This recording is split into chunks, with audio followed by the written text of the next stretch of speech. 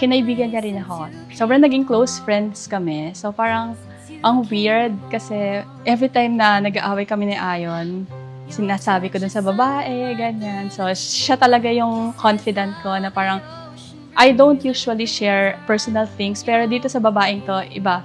Na-share ko lahat sa kanya, not even knowing na siya pala yung reason why I am going through this struggle. I'm falling out of love, and little did I know, I was also changing my character. Yung dating hindi ko ginagawa, nagagawa ko sa kanya. I was hurting her with my words, cursing, which is totally not me. I found myself trapped in a situation that I was advocating against.